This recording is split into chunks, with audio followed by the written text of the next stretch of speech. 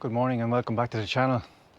As you've seen on the last video there, which was only about 10 minutes ago at this stage, but you're seeing it last week, Abina's gone back to Ireland with her parents. Don't worry, she'd not leave me or anything like that. She's heading back, as I said before, for her nephew's confirmation. That's tomorrow. I'm going to take Lucy Lou in a few moments time and head back towards Bilbao. It's going to take me a couple of days to get there because I just want to stop halfway. My ferry is tomorrow evening and then I get home to Ireland the following evening. We're selling Lucy Lou. Don't worry, it's not the end of our travels. We're still going to be travelling around the place and doing adventures and stuff like that as well. We'll just be doing it in a car for the time being. Once Lucy Lou is sold, well then we hope to buy a reasonable sized camper in order to continue our journeys. So for the moment, enjoy this video. We're taking you back to Ireland and we're going to show you a bit of our own country. I go home alone tonight. Truth unfolds. Well, I got the text message there about 20 minutes ago to say that Abina arrived home safely, thank God. It was a little bit longer flight than what was supposed to be planned. It's usually around 2:40, 2:45. It took an extra 20 minutes because apparently the airspace in Dublin was a little bit busy.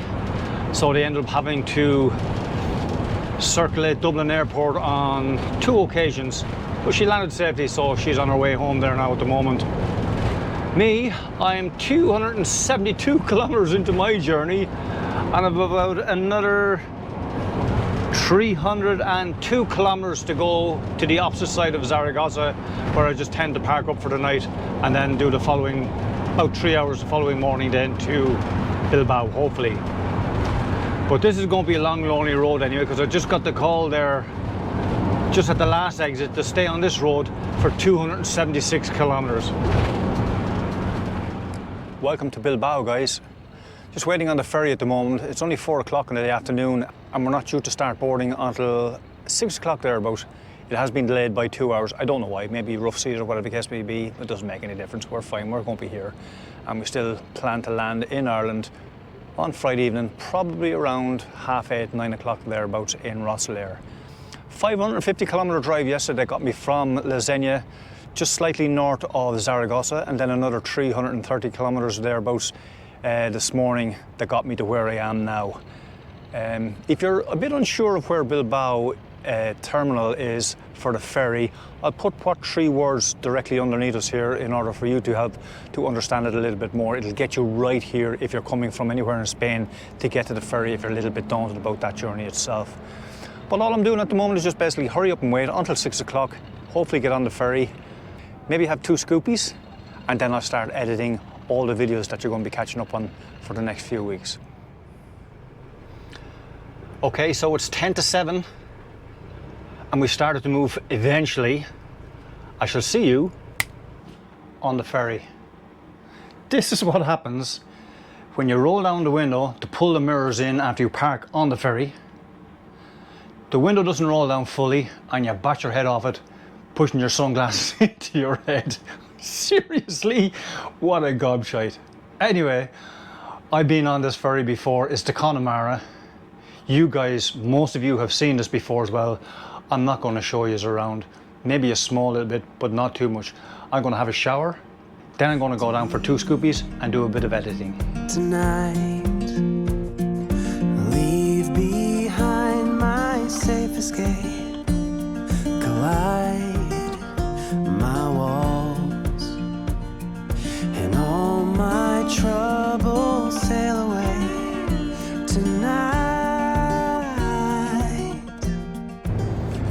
They say it's a privilege at any stage to watch the sun go down at night time. This is no different than any other night that I've watched the sun go down. What a fantastic view. Good morning and welcome to sunny Kildare, home of Abina's parents. Yes. Great to be back, isn't it? Yes, it is. Or is it? Oh, it's brilliant to be back and the weather's nice. Which The weather's nice. The sun is shining.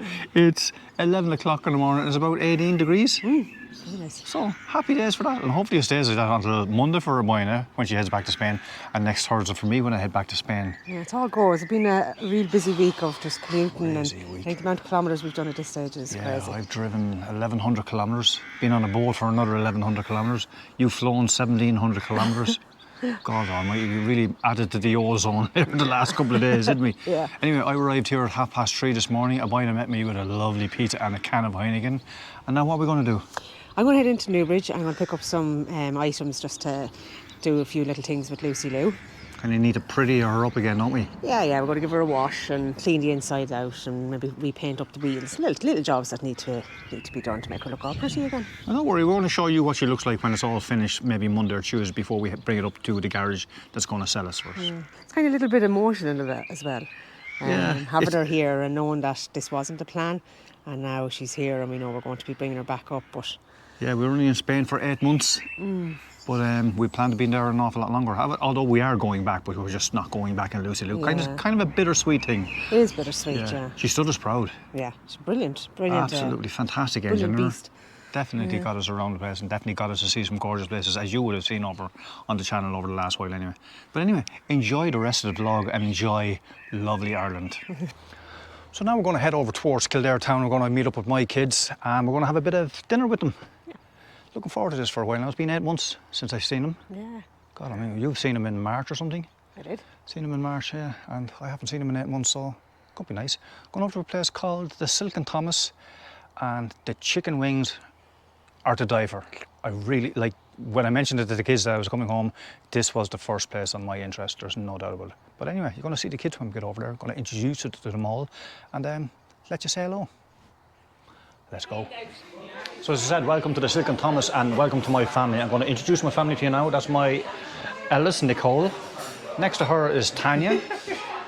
Next to Tanya is, what's your name?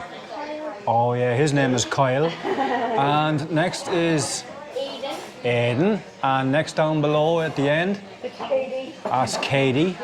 And then we have my son Gary and his girlfriend Holly. I don't expect you to come to Ireland just to eat food. However, if you ever are in Ireland and you're in around the county of Kildare, you have to come over to Kildare town to the Silk and Thomas, and the restaurant is called Chapter 16. And this is why I came here. Look at these chicken wings. They will burn them out, the eyes, your ears, your nose, and your backside. Have fun. Well guys, welcome to the Curragh in County Kildare in Ireland, to a place affectionately known since the mid-90s as Braveheart Hill, and prior to that, to me as a military policeman, as Flagstaff Hill, and then prior to that, when it was occupied by the British forces, as Semaphore Hill. If you're eagle-eyed and you've watched a film called Braveheart, you might remember this hill behind me, because this is the area that Mel Gibson directed that famous fight scene and that famous speech in the Braveheart film, where he ended up saying, "They may take our lives, but they'll never take our freedom." And right behind us here is where the British soldiers were coming right across the hill in order to take on the rebel forces of Scotland led by William Wallace. Save me, now I'm ready to be falling, to be living, come and save me. Send a carpet, send a wave, send a memory to save when going home alone.